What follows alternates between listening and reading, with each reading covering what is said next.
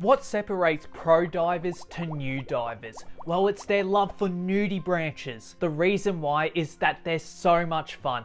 They're little poisonous sea slugs with their own personality and bright colours. From slugs with bright fluorescent colouring to ones that have little trees growing on their back. Look at this guy, he looks like Torterra from Pokemon. And there has been a whopping 3,000 recorded species of nudibranchs in the wild. But in this video today, I want us to learn about the nudibranchs that sometimes are forgotten. Hello, I'm Will Ladd, and today we're going to look at 5 of the world's smallest nudibranchs. First off, we're going to start off with the most popular one on the list, and that is the leaf nudibranch or the sheep nudibranch. And for my nudibranch nerds, it's the Costiciella shurimume nudibranch, and they are part of the Saclagosa sea slug group. These little guys can grow up to only 5 to 10 millimeters in size, and being that size, they were only discovered in 1993 in Japan at Kirishima Island. And not just that, they're also found in the Philippines and parts of Indonesia. They live in warm tropical waters, oftenly in fine sand or near coral reefs. And 90% of the time, you're going to find them on a leaf in the water. They have 2 black eyes at the front and 2 rhinophorus on the top of their head, which gives them a look of a sheep. And the thing on their back to give them a look like a woolly sheep are called a cicada, which are like external appendages. And they're not just for show, but actually used for camouflage. They work so well, that's why they went years without anyone noticing them. And the reason they're so good at camouflage is that their cicada are mimicking the leaves the nudibranch lives on and eats. The leaf is called Arvenvilia, and they live and survive on this leaf. So much they will spend their entire life there, even laying eggs on it. And I won't lie, I struggle to even see them when I was scuba diving, because if you don't know what you're looking for, you're just not going to find them. They're that small and well camouflaged. And so many times I will go over to these leaves that they live on thinking I found them, just to see that it's a bit of dust or muck. And these little fellas are quite unique, physically able to absorb the chlorophyll, which are cells off a plant, letting them indirectly perform photosynthesis, just like a plant or tree. And to the naked eye, they're nothing special, just a green little blob. But when you get a macro lens in their face, you're able to take some really good and cute looking photos. And because of that one reason, these slugs have become very popular on social media, especially platforms like Instagram for macro photography, because they're very cute and colorful. What can I say? The internet loves these little guys. The next nudibranch we're looking at is called the free line nudibranch, also known as the Cryphella triannuleata. And these nudibranches are small. They can reach lengths of 5 to 20 millimeters. Their body includes coloring that is whitish grey with 3 white stripes running down their back.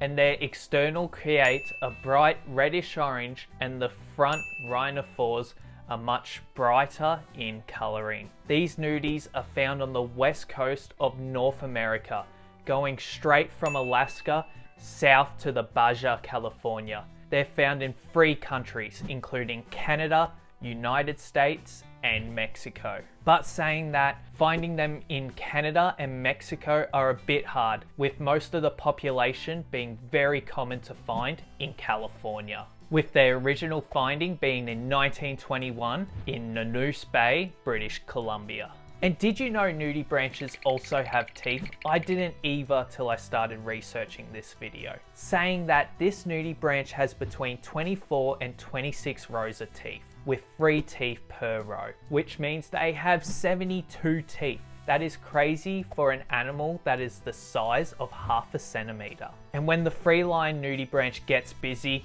well, they get busy. This nudibranch is known to lay up to 600 to 700 eggs at a time, putting them in a row that looks like a ribbon-like flow underwater, which is very unique to look at. Now we're going to go a bit more local to Port Phillip Bay in Victoria to look at the next nudibranch, and that is the Variessa caledonia.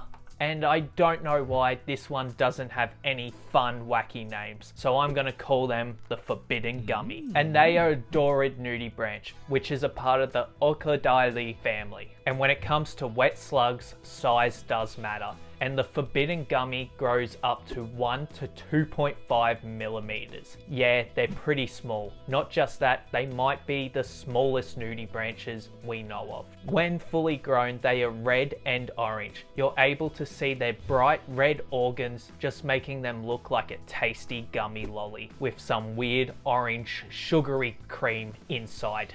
Yum! But don't eat them. They're poisonous, not lollies. That's why they get the name Forbidden Gummy. They also lack external gills. This nudibranch lays up to 10 eggs and will take 29 days to hatch. And the Forbidden Gummy was originally discovered in 1928, found in waters of New Caledonia, but they're also found in Australia, from New South Wales, Victoria, Queensland, and the North Island. They're found in depths of 0 to 3 meters, great for snorkeling, but you won't find them because they're really tiny, saying that they're usually found on rocks associated with tube worms. Reason why is because that's what they eat, and the best way to find them is usually underneath rocks during low tide or on floating brown algae. Now, I scuba dive in Port Phillip Bay a lot, and I have to say I don't think I've ever seen this nudibranch, and I don't think I know anyone else who has, because they're that small.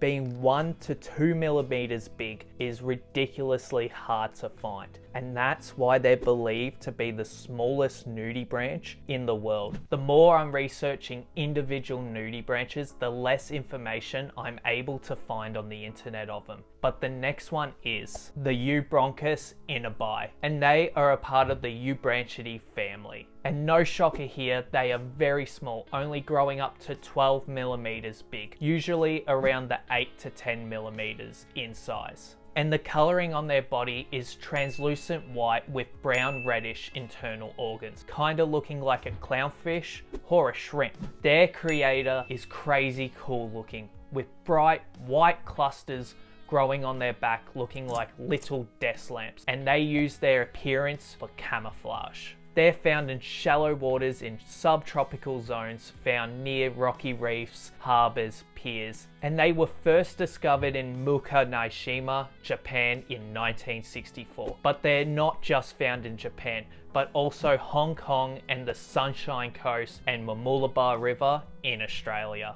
Now onto the last nudibranch we're looking at today, and that is the Myrmidorus adusa. Why don't nudibranches just have easier names or nicknames? And they are a type of Dorid nudibranch that is in the Goridodoridae family. They can grow up to 2 to 3 millimeters in length. Once again, very small. Their colouring is dark brown reddish with white lines following down their body, with the underneath of their body being translucent white, which is very cool. And their rhinophoruses are non-retractable, so they're always sticking out. They're found in depths of water ranging around 1 meter to 25 meters deep. They're associated and found in habitats with red algae and coral rubble. This species is found in 2 different spots, in Singapore and also the Sunshine Coast in Australia, but weirdly enough, nowhere between these locations. With over 3,000 species of nudibranch discovered, we are still discovering new ones, and this species